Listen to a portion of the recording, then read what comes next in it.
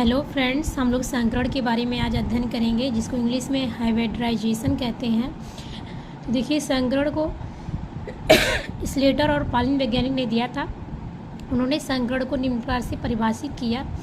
और देखिए एक चीज़ और हम आपको बताएंगे, संकरण हाइब्रिडाइजेशन मतलब कहने का अर्थ ये है कि संकरण में वही कक्षक भाग लेते हैं जो लगभग समान होते हैं, ये समान ऊर्जा वाले होते हैं और ये परस्पर सहयोग करते हैं। और जितनी कक्षकों के साथ सहयोग करते हैं उतने ही उसके ही समान कक्षक पुनः नए कक्षक का निर्माण होता है, जिसे हम संकर कक्षक कहते हैं। और ये पूरा प्रोसेस संकरण कहलाता है। ये इसी को उन्होंने दिया। तो देखिए हमने लिखा है परिभाषा के रूप में कि वह प्रक्रिया जिसमें समान या लगभग समान ऊर्जा वाले मतलब जो भी संकरण में भाग लेते हैं कक्षक वे समान रूप से समान ऊर्जा के होते हैं और विभिन्न परमाणविक कक्षक परस्पर संयोग करके ऊर्जा के पुनः वितरण द्वारा मतलब ऊर्जा के पुनः वितरण द्वारा उतने ही समान ऊर्जा और समान आकृति के नए कक्षक बनाते हैं। मतलब अगर 5 कक्षक आपस में मतलब संकरण में भाग ले रहे हैं तो उतने ही 5 कक्षक का निर्माण होता है और इस प्रक्रिया को हम संकरण कहते हैं। तो उन्होंने ये बताया और फिर उन्होंने संकरण को निम्न तत्वों द्वारा निम्न फैक्ट के द्वारा स्पष्ट किया। तो उन्होंने ये बताया इस संकरण में सदैव समान या लगभग समान ऊर्जा वाले परमाणविक कक्षक भाग लेते हैं और संकरण प्रक्रिया में जितने कक्षक भाग लेते हैं उतने ही नए संकर कक्षक बनते हैं। संकर कक्षक की ऊर्जा और आकृति में समान होते हैं। संकर कक्षक का एक लूप छोटा और एक लूप बड़ा होता है जिसे हम हाइब्रिड ऑर्बिटल कहते हैं। आणविक कक्षक संकरण प्रक्रिया में परमाणु का कक्षक भाग लेता है, न कि इलेक्ट्रॉन। मतलब जब भी भाग लेगा तो वो ऑर्बिटल भाग लेगा, न कि इलेक्ट्रॉन। इसीलिए अर्धपूर्ण या पूर्ण रूप से भरे कक्षक संकरण में भाग लेते हैं। संकर कक्षक सदैव सिग्मा बंध बनाते हैं। कैसा बंध बनाते हैं? सिग्मा। और अणुओं की आकृति संकरण के प्रकार तथा संकर कक्षक के मध्य बनने वाले कोण के मान पर निर्भर करता है। दो संकर कक्षकों के मध्य बनने वाले कोण का मान जो हम निम्न सूत्र की सहायता से ज्ञात करते हैं। तो देखिए cos थीटा बराबर -1/m, जहाँ थीटा बराबर दो संकर कक्षकों के मध्य बने कोण का मान और यम मतलब संकर कक्षक में भाग लेने वाले पी कक्षकों की संख्या। और यस गुण बढ़ने पर संकर कक्षकों का आकार छोटा होता जाता है। जैसे देखिए यहाँ पे sp संकरण है तो उसमें यस का गुण 50% है, sp2 संकरण है तो उसमें 33% यस का और sp3 है तो 25% यस ऑर्बिटल का रहता है। अब यहाँ देखिए संकरण के प्रकार हम देखते हैं कि संकरण कितने प्रकार के पाए जाते हैं। तो देखिए संकरण निम्न प्रकार के होते हैं। sp संकरण जिसको हम इंग्लिश में sp हाइब्रिडाइजेशन कहते हैं। तो यहाँ पर हम नाम से स्पष्ट कर सकते हैं कि इसमें कौन से कक्षक भाग लेंगे। तो एक यस का और एक पी का अगर sp संकरण है और इससे दो नए संकर कक्षक sp संकर कक्षक का निर्माण होता है जिससे हम इस प्रक्रिया को sp संकरण कहते हैं। तो यहाँ देखिए हमने डिफिनीसन के रूप में लिखा है कि जब एक यस कक्षक तथा एक पी कक्षक परस्पर संयोग करके, अब यहाँ देखिए दो कक्षक हैं तो दो नए sp संकर कक्षक बनाते हैं और इस प्रक्रिया को हम sp संकरण कहते हैं। तो यहाँ देखिए sp संकर कक्षकों के मध्य बनने वाले कोण का मान जो होता है cos थीटा बराबर -1/m। तो संकरण में भाग लेने वाले पी कक्षकों की संख्या 1 है तो m की वैल्यू 1 होगी। तो cos थीटा बराबर -1 तो cos थीटा की वैल्यू जो होती है 180 पे बराबर -1 होती है, इसलिए हमने यहाँ cos थीटा बराबर cos 180 रखा और थीटा बराबर इस प्रकार से 180 डिग्री आ गया। तो sp संकर कक्षकों के मध्य 180 डिग्री का कोण बनता है जिससे इनकी आकृति रेखीय होती है और इसी कारण से इस प्रकार के संकरण को रेखीय संकरण भी कहते हैं। यहाँ देखिए हमने बनाया इस प्रकार से इनका ऑर्बिटल भाग लेगा और ये sp हाइब्रिड ऑर्बिटल कराएंगे और इनके मध्य 180 डिग्री का कोण बनता है। और एग्जाम्पल के रूप में हमने यहाँ BeH2 बेरिलियम हाइड्राइड लिया। तो यहाँ देखिए बेरिलियम का परमाणु क्रमांक 4 होता है, 1s2 2s2 हमने दिखाया और ये ग्राउंड स्टेट में है। जब ये एक्साइटेड स्टेट में जाएगा तो यस का एक इलेक्ट्रॉन 2p में जाएगा तो 1s2 2s1 2p1। तो यहाँ दो ऑर्बिटल में दोनों ऑर्बिटल एक नए संकर कक्षक का निर्माण करेंगे जिसे हम sp संकरण कहेंगे। और इस प्रकार से हाइड्रोजन का इलेक्ट्रॉन विन्यास 1s होगा। तो ये देखिए हाइड्रोजन का एक इलेक्ट्रॉन यहाँ पे और हाइड्रोजन का एक इलेक्ट्रॉन यहाँ पे, इस प्रकार से दो sp हाइब्रिड ऑर्बिटल का निर्माण हुआ। और ये बेरिलियम एटम का होगा क्योंकि बेरिलियम एटम यहाँ बीच में दिखाया गया है जिसका पी कक्षक यहाँ यस और पी कक्षक निर्माण में भाग ले रहा है।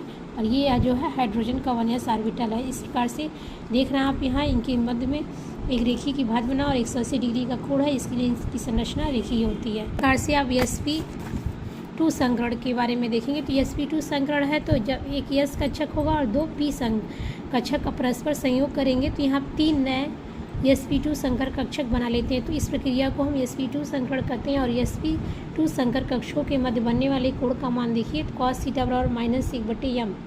यहाँ m का मान 2 हुआ क्योंकि इसमें p 2 कक्षक भाग ले रहे हैं संकरण में, यहाँ -1/2। तो cos थीटा की जो वैल्यू होती है वो 120 डिग्री -1/2 होती है। तो यहाँ पे हमने इसलिए cos 120 डिग्री लिखा और थीटा का मान 120 डिग्री होगा। तो इस प्रकार से देखिए sp2 संकर कक्ष के मध्य 120 डिग्री का कोण बनता है तथा इनकी आकृति क्या होती है, समतली त्रिभुजी होती है या समत्रिकोणी। तो यहाँ पे देखिए इस तरह से इनकी ज्योमेट्री होती है। और इस प्रकार से ये देखिए एक लूप बड़ा एक लूप छोटा, सबका एक दूसरे विपरीत है और दोनों ऑर्बिटल के बीच में 120 डिग्री का कोण बना। ये sp2 ऑर्बिटल, ये भी sp2 हाइब्रिड ऑर्बिटल और ये भी।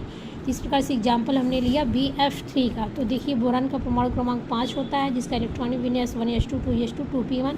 ये ग्राउंड स्टेट में, लेकिन जब ये एक्साइटेड स्टेट में जाएगा तो s का एक इलेक्ट्रॉन 2p में जाएगा और इस प्रकार से 3 अबंधित इलेक्ट्रॉनिक हो जाएंगे जो अतिव्यापन में भाग लेंगे। और इस प्रकार से ये sp2 s का एक ऑर्बिटल और p का 2 ऑर्बिटल sp2 संकरण का निर्माण करेगा। और यहाँ देखिए फ्लोरीन का हमने इलेक्ट्रॉनिक विन्यास किया तो 1s2 2s2 2p पे 5th ये तो p ऑर्बिटल इसमें इसके साथ अतिव्यापन करके ऑर्बिटल का निर्माण करेगा।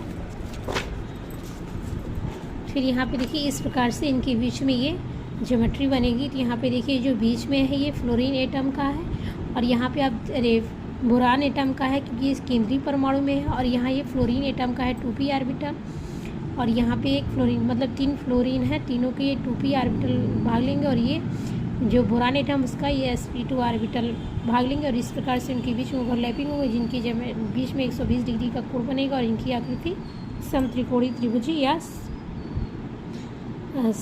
समत्रिकोणी होगा। अब यहाँ देखते हैं sp3 संकरण।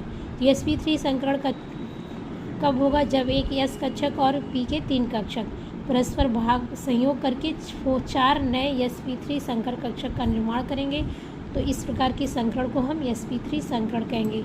और देखिए sp3 संकर कक्ष के मध्य बनने वाला जो कोण का मान होगा cos थीटा बराबर -1/m। तो यहाँ m का मान 3 होगा क्योंकि यहाँ p 3 है कक्षक है भाग ले रहा है, तो p की 3 संख्या है। तो यहाँ पे हम cos का जो 1/3 वैल्यू होता है वो 109 डिग्री 28 मिनट होता है। आप ये त्रिकोणमिति चैप्टर से वहाँ पता कर सकते हैं। तो यहाँ थीटा का मान 109 डिग्री 28 मिनट होगा। इस प्रकार से अतः sp3 संकर कक्षकों के मध्य 109 डिग्री 28 मिनट का कोण बनता है तथा इनकी आकृति समचतुष्फलकी होती है।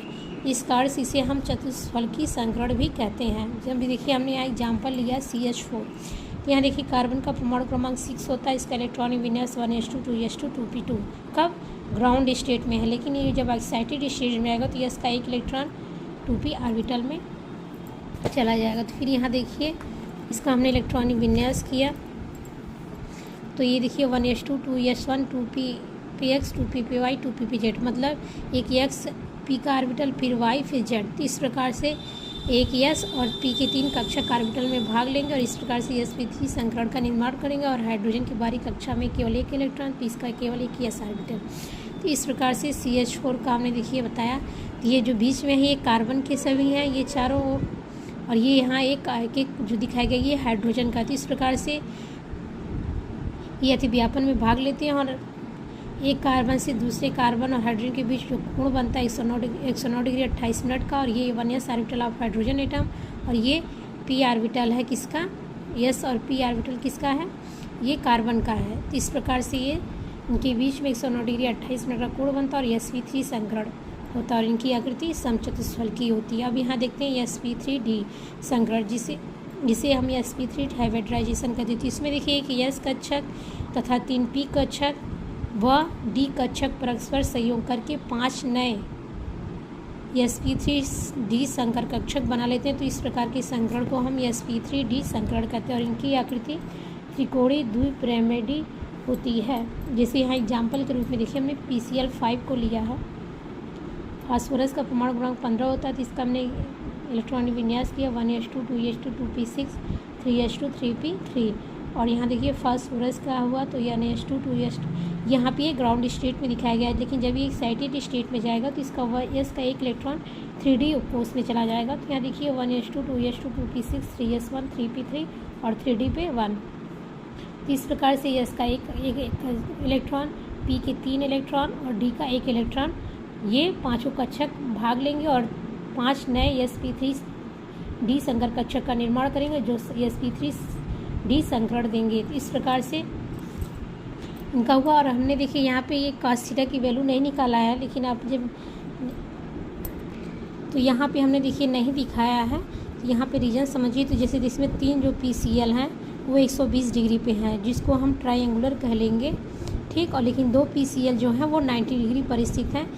तो इस प्रकार से मतलब इसलिए इसका हमने cos थीटा की वैल्यू नहीं दिखाया है, क्योंकि 2 क्लोरीन के लिए 90 डिग्री होगा और 3 क्लोरीन के लिए यहाँ पे 120 डिग्री होगा, क्योंकि आप देख रहे हैं यहाँ फिगर से रिप्रेजेंट हो रहा है। और जब भी sp3 संकरण पाया जाएगा, इसीलिए इनकी ज्योमेट्री हमने क्या बताई, त्रिकोणीय द्विपिरामिडीय, मतलब जो ऐसे दो हैं कि मतलब ट्रायंगुलर हैं, 3 क्लोरीन और 2 क्लोरीन को हैं वो द्विपिरामिडीय हैं, मतलब 2 पिरामिड का निर्माण करते हैं 2 क्लोरीन के द्वारा। इनके बीच में 90 डिग्री होता है और 3 क्लोरीन के बीच में 120 डिग्री होता है। तो इस प्रकार से इनकी ज्योमेट्री ये होती है। तो यहाँ पर हमने देखा कि संकरण के द्वारा इनकी आकृति कैसी होती है। अगर आप एग्जाम्पल और देखना चाहते हैं तो इसके आगे और देखिए इसमें एक और संकरण होता है sp3d2 संकरण। तो उसमें क्या होता है कि यह एक s कक्षक और p के 3 कक्षक और d के 2 कक्षक परस्पर संयोग करते हैं और उससे 6 नए sp3d2 संकरण भाग लेते हैं। और जिससे इनकी ज्योमेट्री क्या होती है, हेक्सागोनल ज्योमेट्री होती है कहिए, और हेक्सागोनल ना करके ऑक्टाहेड्रल होता है, क्योंकि उसमें 6 नए sp संकर कक्षक का निर्माण होता है और उसकी ज्योमेट्री ऑक्टाहेड्रल होती है। तो ये चीज़ आप ध्यान दीजिएगा, इसमें हमने नहीं दिखाया है। अगर आपको उसकी ज़रूरत पड़ेगी तो उसको हम अगले दिन उसको समझा देंगे। तो आज यहीं तक, धन्यवाद। हमारे चैनल को ज़्यादा लाइक करिए, शेयर करिए और कमेंट करिए।